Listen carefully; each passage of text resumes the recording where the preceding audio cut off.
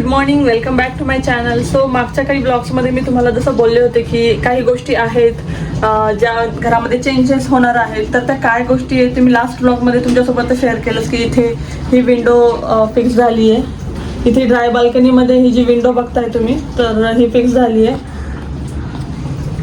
आणि ती विंडो इथे फिक्स करण्याचं कारण असं होतं की ॲक्च्युली खूप महिन्यांपासून आमचं चालू होतं, महिना किंवा वर्ष पण म्हणू शकता. खूप महिन्यांपासून असं चालू होतं की डिशवॉशर घेऊ, काही रिझन्स होते. सो त्याच्यामुळे पण स्पेसचं आम्हाला असं वाटलेलं की ड्राय बाल्कनीमध्ये डिशवॉशर प्लस वॉशिंग मशीन बसणार नाही, म्हणून आमचं थोडंसं स्पेसचा कन्सर्न होता. म्हणून आम्ही ते टाळत होतो, ढकलत होतो की ठीक आहे सध्या चालतंय, चालू दे, नंतर बघू. पण नंतर मग अशा काही गोष्टी झाल्या, असे काही रिझन्स आहेत की त्यामुळे मग आम्ही डिसाईड केलं की ठीक आहे घेऊन टाकू डिशवॉशर. आणि त्यामुळेच मग आम्ही इथे जेव्हा आता आम्ही जळगाववरनं परत आलो इथे पुण्यामध्ये, तर तेव्हा आल्यानंतर आम्ही एकदम प्रॉपर मेजरमेंट वगैरे घेतलं. शॉपमध्ये जाऊन आलो. शॉपमध्ये ॲक्च्युली किती साईज असते डिशवॉशरची आणि आम्हाला कोणत्या साईजचं घ्यायचं आहे, कोणत्या कंपनीचं घ्यायचं आहे, त्याचे मेजरमेंट्स घेतले. ते आमच्या इथे ड्राय बाल्कनीमध्ये व्यवस्थित सूट होतं आहे की नाही, परफेक्टली फिट होतं आहे की नाही, काही अडचण वगैरे, काही मॉडिफिकेशन्स करावे लागणार आहेत का, हे सगळं चेक केलं आम्ही. आणि त्याच्यानंतर मग असं डिसाईड केलं की ठीक आहे मग हे डिशवॉशर बसवू. पण त्याच्यामध्ये एक खूप मोठं आमच्यासोबत काय म्हणू शकता, त्याला फसवणूक म्हणू शकता किंवा खोटं, काय आय डोंट नो एक्झॅक्टली काय म्हणू शकतील. सो आम्ही जेव्हा ही शॉपमधनं परचेस केलं, जेव्हा आम्ही पाहायला गेलो होतो तर तिथे आम्हाला असं सांगण्यात आलं की म्हणजे आमची ड्राय बाल्कनी आधी जशी ओपन होती तर त्यांना सांगितलेलं की आमची ड्राय बाल्कनी तर ओपन आहे, तर तिथे डिशवॉशरला काही प्रॉब्लेम तर नाही होणार, कारण की इथे रात्री ना उंदीर वगैरे येत असतात ड्राय बाल्कनीमध्ये. सो ते बोललेले की म्हणजे रॅट प्रोटेक्शन आहे याला, सो त्याचं काहीच टेन्शन नाही. आणि वॉटरप्रूफ पण आहे, म्हणजे इन केस समजा सहसा असं पाणी येत नाही ड्राय बाल्कनीमध्ये, पण कधी कधी जर हवा पण आहे आणि पाणी पण आहे तर थोडेफार पाणी येत असतं. मग ते पण त्यांना सांगितलं, ते बोलले वॉटर रेजिस्टंट आहे आणि रॅट प्रोटेक्शन आहे, सो काहीच टेन्शन नाही आहे. म्हणून मग आम्ही बिनधास्त होतो आणि आम्ही परचेस पण करून घेतली. डिलिव्हरी पण आली मशीनची. आणि त्यानंतर जे इन्स्टॉलेशन करायला आलेले त्यांनी आम्हाला सांगितलं की जर तुमच्या इथे ड्राय बाल्कनीमध्ये जर उंदीर येत असतील तर तुमची जे हे डिशवॉशर आहे ते फक्त आणि फक्त 2 दिवस चांगलं राहील, कारण की खालचा जो पार्ट असतो तो प्लास्टिकचा असतो आणि त्याच्यामुळे ते इझिली त्यांना म्हणजे ते कापू शकतात आणि ते मेन पार्ट आहे खाली. सो तो डॅमेज झाला की तुम्हाला हमखास 20 ते 25 हजार, जास्त पण कमी नाही, याचा पार्ट रिप्लेस करावा लागेल. सो आम्ही एवढे जास्त शॉक झालेलो त्यामध्ये. आणि मग काय करायचं, मशीन तर परचेस केली होती आणि रिटर्न करायची पण काही इच्छा नव्हती, कारण की आमचं प्लॅन होता की घ्यायचीच आहे. सो म्हणून मग आम्ही असं ठरवलं, म्हणजे आमच्या सोसायटीमध्ये खूप सारे लोकांनी असे ड्राय बाल्कनी पॅक करून घेतलेली, हेच कबूतर, उंदीर वगैरे या सगळ्या रिझन्समुळे. मग आम्ही ते रिसर्च केलं, ते सगळी इन्फॉर्मेशन काढली वगैरे, आणि मग नंतर आम्ही डिसाईड केलं की ठीक आहे इथे विंडो बसवून की तोपर्यंत हे डिशवॉशर जसंच्या तसं हॉलमध्ये पडलेलं होतं. तुम्ही मागच्या 1-2 व्हिडिओमध्ये पाहिलं पण असेल की तुम्हाला म्हणजे बॉक्सेस किंवा असं मशीन काहीतरी दिसली असेल. पण आणि या गोष्टीमध्ये पण भरपूर वेळ गेला. तुम्ही असं म्हणू शकता मी डिशवॉशर परचेस करून आम्हाला 10-12 दिवस झाले आणि तो डिशवॉशर जशाचा तसा ॲज अ शो पीस म्हणून हॉलमध्ये पडून होता. आणि लास्ट ब्लॉगमध्ये मी शेअर केलेलं की ह्या विंडोज इथे फिट करणं चालू होतं. सो ह्या विंडोज फिट झाल्या इथे आणि आजच्या आज लगेच ते इन्स्टॉलेशनवाले जे दादा होते त्यांना आम्ही बोलवून घेतलं आणि मशीनचं इन्स्टॉलेशन प्रॉपर करून घेतलं आणि आता मशीन चालू झालेली आहे. आणि आता इथे डिशवॉशर एवढ्या वरती बघून तुम्हाला प्रश्न पडला असेल की डिशवॉशर एवढ्या वरती का बरं ठेवला आहे, तर त्याचं रिझन असं आहे की जेव्हा आम्ही या घरामध्ये शिफ्ट झालेलो तेव्हा आम्ही ड्राय बाल्कनीमध्ये असा जो कडप्पा आहे तो बनवून घेतलेला भांडे धुण्यासाठी. तेव्हा डिशवॉशर इथे बसेल असं काहीही आम्हाला वाटलेलं नव्हतं आणि आम्ही विचार पण केला नव्हता की पुढे जाऊन डिशवॉशरची इथे काही अरेंजमेंट होऊ शकते. म्हणून आम्ही फक्त वॉशिंग मशीनच्या हिशोबाने इथे हा ओटा करून घेतलेला. पण आता जेव्हा आमचं ठरलं की आता डिशवॉशर घ्यायचं आहे, सो आम्ही प्रॉपर ते जे त्याला सपोर्ट जेवढा लागेल किंवा त्याला जो बेस म्हणतो आपण तो प्रॉपर तेवढा बेस करून घेतला आहे, थोडंफार काम करून घेतलं इथे. आणि तिथलं जे सिंक आहे ते पण आम्ही तसंच ठेवलं, म्हणजे जे पण धुवायचे भांडे असतील तर ते पण तिथे बाहेर ड्राय बाल्कनीमध्ये राहतील, म्हणजे किचनमध्ये काही पसारा नको व्हायला. आणि आता कंपनीकडून इन्स्टॉलेशनसाठी हे दादा आलेले, तर ते आता इथे आम्हाला सगळं डेमो वगैरे देत आहेत मशीनचं. आणि इन्स्टॉलेशन झाल्यानंतर हॉलमध्ये जो पसारा होता मशीनचा, जसं की त्याचे बॉक्सेस, मशीन आणि अजून दुसऱ्या काही गोष्टी होत्या जे इन्स्टॉलेशनमुळे पेंडिंग होत्या, तर ते सगळं सामान तसंच होतं हॉलमध्ये. म्हणून मग आता इन्स्टॉलेशन झाल्यानंतर सगळ्यात आधी मी ते सगळं आवरून घेतलं म्हणून मी काही जास्त रेकॉर्ड नाही केलं, सगळं आवराआवरीत चालू होती. म्हणून आता डिरेक्टली मी डिनर नंतरची रेकॉर्डिंग चालू केली आहे आणि आता प्रिशाची झोपण्याची तयारी चालू आहे. म्हणून म्हटलं आधी तिला झोपवते आणि थोडंफार जे मला मील प्रेप्स करायचं मी डिसाईड केलेलं, जे माझं अजिबात झालं नाही. सो म्हटलं थोडंसं का न काहीतरी मी करून ठेवते, म्हणजे तेवढंच आपल्याला दिलासा भेटतो मनाला की अरे हां, आपण थोडं जे डिसाईड केलं तेवढं नाही पण थोडंफार झालं आहे, जेणेकरून नेक्स्ट डे मला मोटिवेशन भेटेल. म्हणून मग आता प्रिशाला झोपवते आणि मग मी माझ्या कामाला सुरुवात करते. आणि जसं की मागच्या काही व्लॉग्समध्ये मी तुमच्याशी शेअर केलं की घरामध्ये किती काही काम चालू आहे आणि या सगळ्या गोष्टीमुळे मी जे मील प्रेप्स ठरवून ठेवले ते होतच नाही आहे. मागच्या कंटिन्यू 2-3 दिवसापासून ते पुढे ढकलले जात आहेत आणि यामुळे कुठे ना कुठे ती आपली चिडचिड होतेच. म्हणून मग मी असं डिसाईड केलं की आज काहीही असो, झोपण्याच्या आधी जास्त का न पण थोडंसं तरी मी मील प्रेप करून ठेवते, म्हणजे उद्या उठल्यावर मला असं नको वाटायला की अरे यार कालचं पण पुन्हा पोस्टपोन झालं, कालही आपण जे ठरवलं होतं ते काहीच झालं नाही. म्हणून मग मी आज झोपण्याच्या आधी प्रिशा तर झोपली आहे, आता मी जेवढं होईल तेवढं, जास्त नाही पण थोडंफार करून ठेवते. मी जिरा पावडर बनवून ठेवत असते, कारण की मोस्ट ऑफ द रेसिपीजमध्ये मी जिरा पावडर यूज करत असते आणि जसं की कोशिंबीर वगैरे म्हणा त्यामध्ये पण मी जिरा पावडर यूज करत असते. आणि अजून एक, आणि जिरा प्लस बडीशोप जे आहे ते पण ड्राय रोस्ट करून घेते आणि त्याची पण पावडर बनवून ठेवते. अशी थोडी कोर्स पावडरच बनवते, एकदम असं फाईन पावडर नाही करत त्याला, कारण की असं पराठे म्हणा किंवा थालीपीठ म्हणा त्याच्यामध्ये जर हे असं बडीशोप आणि जिराची जर पावडर टाकली ना तर टेस्ट खूप छान येते. म्हणजे त्याचे जे छोटे छोटे कण असतात ते जेव्हा दाताखाली येतात ना तेव्हा ते खूप जास्त टेस्ट छान लागते त्याची. तुम्ही पण हे नक्की ट्राय करून बघा आणि तुम्हाला कसं वाटलं आहे मला कमेंट सेक्शनमध्ये नक्की सांगा. आणि आता मी या दोन्ही पण गोष्टी ड्राय रोस्ट तर करून घेतल्या, पण आता यांना थंड होऊ देते आणि मगच यांची पावडर बनवेल. Hello all, good morning. So कालचा जो ब्लॉग होता तोच मी आज कंटिन्यू केला आहे. ॲक्च्युली काल ते मशीनचं इन्स्टॉलेशन झाल्यानंतर तिथल्या काही गोष्टी होत्या ज्या आवरून घ्यायच्या होत्या आणि जसं की मी तुम्हाला सांगितलेलं की 10-12 दिवसांपासून ती मशीन आणि तो बॉक्स इथेच ठेवलेला हॉलमध्ये, तर ते सगळं आवरण्यामध्येच भरपूर वेळ गेला आमचा. पुढे काही मी नंतर रेकॉर्ड नाही करू शकले, मग म्हणून मी कालचाच व्लॉग आज कंटिन्यू केला आहे.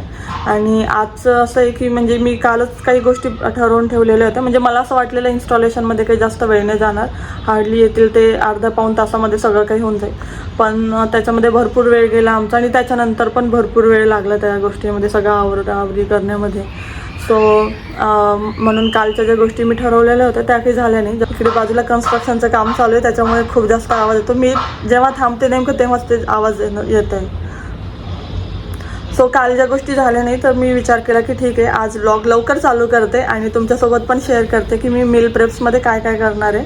आणि तुम्हाला पण जर युजफुल वाटलं तर तुम्ही पण हे नक्की ट्राय करून बघा, कारण की काय होतं ना, छोट्या छोट्या गोष्टी आपण बनवून ठेवल्या आणि मग काही आपण रेसिपीज बनवतोय की मग ह्या अशा ज्या गोष्टी ऑलरेडी आपण बनवून जर ठेवल्या तर इझी असतं, म्हणजे तेव्हा हँडी असतात त्या सगळ्या गोष्टी, मग ते जे तेव्हा बनवण्यामध्ये तेवढा वेळ लागत नाही. आणि मी जे मील प्रेप करणार आहे ते मी यूज करतेच, रोज नाही पण ऑलमोस्ट 4 ते 5 दिवस तरी वीकमधनं ते मी यूज करत असते.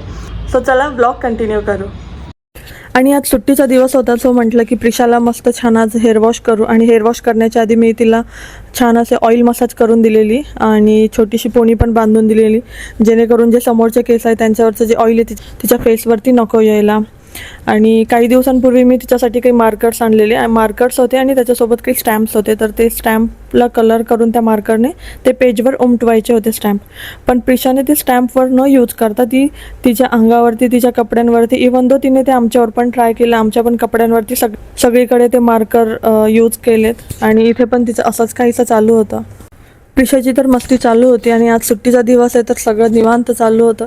सो म्हटलं प्रिशाची मस्ती चालू आहे, ती तिकडे बिझी, तोपर्यंत मी इकडे पटकन झाडांना पाणी टाकून घेते, कारण की काय होतं ना, जर तिच्यासमोर मी आली इकडे झाडांना पाणी टाकायला तर ती पण बाहेर येते गॅलरीमध्ये आणि पाणी खेळत बसते. आणि सध्या खूप जास्त 8 जरी वाजले ना तरी खूप जास्त ऊन लागतं, त्यामुळे मी अवॉइड करते की प्रिशा समोर असताना मी झाडांना पाणी वगैरे टाकणं. एरवी मी टाकत असते तिच्यासोबत, ती पण हेल्प करत असते मला झाडांना पाणी टाकायला, पण सध्या खूप जास्त ऊन पडतं त्याच्यामुळे मी अवॉइड करते तिच्यासमोर.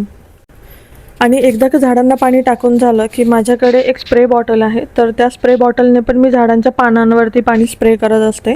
त्याने काय होतं ना की झाडांना पण त्यांचं जे फूड प्रोसेस करण्यासाठी पण हेल्प होते आणि सोबतच जे फोटोसिंथेसिस प्रोसेस आहे तर त्याच्यामध्ये पण हेल्प होते.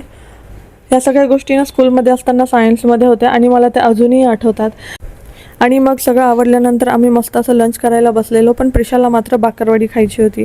सो आता मला माहिती नाही ती लंच कधी करेल, कारण की ती आता बाकरवडी खाते आणि मी तिला जास्त फोर्सही करत नाही. सो म्हटलं तोपर्यंत मी आणि राहुल मस्त अशी इथे आळूच्या वडीची भाजी केलेली, तर ती एन्जॉय करतो. सो काल जी मी जिरा आणि जिरा बडीशोप भाजून ठेवलेली, तर तिची आज मी पावडर बनवत होते. हे तुम्ही मिक्सरमध्येही करू शकता, पण मी मिक्सरमध्ये करणं प्रेफर नाही करत, कारण की मिक्सरमध्ये केलं तर एकदम अशी फाईन पावडर होते आणि जेव्हा आपण एखाद्या पदार्थामध्ये ते मिक्स करतो ती पावडर, तेव्हा त्याची टेस्ट इतकी इफेक्टिव्ह वाटत नाही. म्हणून मी थोडंसं असं खलबत्त्यामध्ये असं कुटून घेत असते आणि जास्त बारीकही पावडर करत नाही, जास्त जाडही पावडर करत नाही. तुम्ही पण हे नक्की ट्राय करून बघा. आणि आजचा आमचा डिनरचा चिकन तंदुरीचा प्लॅन होता आणि त्याला मॅरिनेशनसाठी 3 ते 4 तास लागणार होते. म्हणून आम्ही असा विचार केला की दुपारी त्याला मॅरिनेट करून ठेवून देऊ, म्हणजे संध्याकाळी बनवायला जास्त वेळ नाही लागणार. सो इथे मी आणि राहुल आम्ही दोघंही मिळून मॅरिनेशनचंच काम करतो आहे. सो जेव्हा पण आम्ही अशी कोणती एखादी नवीन रेसिपी ट्राय करतो आणि स्पेशली ती जर नॉनव्हेजची असेल रेसिपी, तर इनिशिएटिव्ह हा राहुलचाच असतो आणि मी त्यांना फक्त असिस्ट करत असते. म्हणजे त्यांना काही हवं नको आहे, काय सामान पाहिजे काय नाही पाहिजे ते बघत असते. सो इथे पण आमचं असंच काहीचं चालू होतं. आणि सुट्टीचा जर दिवस असला ना तर सगळे असेच कामं करण्यामध्ये जातात, हे करायचं आहे ते करायचं आहे, आणि असे कामं करता करता विकेंड कधी चालला जातो काहीच समजत नाही. मग आता आम्ही असा विचार केला की आता ठीक आहे, आता मॅरिनेशन तर सगळं झालं, आता आपण निवांत आहे. सो मस्त असं आरामात बसून इथे आईस्क्रीम एन्जॉय करू. खालच आम्ही 2-3 फ्लेवरचे आईस्क्रीम घेऊन आलेलो, आणि म्हणजे प्रत्येकाला वेगळं वेगळं आवडतं. हॅलो ऑल, सो आता वाजता संध्याकाळचे 6 आणि आज संडे आहे. सो आम्ही असा विचार केला की प्रिशाला इथे जवळच एक मॉल आहे आणि तिथे आम्ही प्रिशाला नेहमी घेऊन जात असतो. एक प्ले एरिया आहे, तर त्याची आम्ही मेंबरशिप पण घेतली आहे प्रिशासाठी. सो आम्ही घेऊन जात असतो तिला अधूनमधून, जसं की वीकली घेऊन जातो, अल्टरनेट वीक वगैरे असं आम्ही घेऊन जात असतो तिला, कारण की प्रत्येक वीकमध्ये जर घेऊन गेलं तर मग ती पण बोर होऊन जाते. म्हणून अल्टरनेट वीक नाही तर 2 वीक नंतर एकदा वगैरे असं घेऊन जात असतो. सो आज आहे संडे आणि आज आम्ही तिथे जातोय, कारण की वीकडेजमध्ये होत नाही पॉसिबल, म्हणजे एकाने मॅनेज होत नाही ती, कारण की ती खेळते आणि नंतर तिला यायचं इच्छाच होत नाही. ती डायरेक्ट म्हणते की मला घरी नाही जायचं, मला इथेच खेळायचं आहे. म्हणून जर 2 जण असले ना तर मग तिला सांभाळण्यासाठी इझी होऊन जातं. म्हणून आम्ही नेहमी दोघं जात असतो. सो आज असा प्लॅन केला की ठीक आहे आज जाऊ. ॲक्च्युली कालच जायचं होतं, पण काल मी तुम्हाला सांगितलं आधी जसं की काल खूप जास्त गडबड चालू होती, म्हणून काल तर काही पॉसिबल नाही झालं. सो आज आम्ही जातो आहे आणि प्रिशाची आता झोप पण झाली मस्त. आता आम्ही तिथे जाऊ, खेळू आणि घरी येऊन डिनर करू. है ना प्रिशा, जायचं ना तुला खेळायला? प्रिशा तर खूप जास्त एक्सायटेड असते, म्हणून तिला आधी मी कधी सांगत नाही की आज आपल्याला तिथे जायचं आहे, कारण की जर इन केस जर तो प्लॅन कॅन्सल झाला तर विनाकारण तिची चिडचिड होते आणि ती रडते, अपसेट होऊन जाते. म्हणून मग म्हटलं की आधी नाही सांगायचं, जेव्हा जायचं असेल तेव्हाच सांगायचं. आणि हे बघा प्रिशाचे पराक्रम.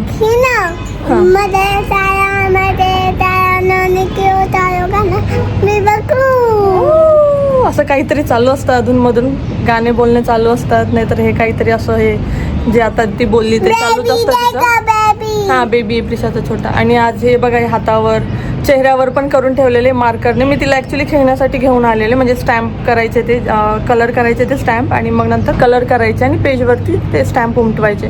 पण तिने ते स्टॅम्पवर रंगवणं कमी आणि हातावर चेहऱ्यावर इथे इथे सगळीकडे होतं. आज ते आम्ही कसं तरी क्लीन केलं आहे, पण हे हातावर बघा किती जास्त गेलं आहे.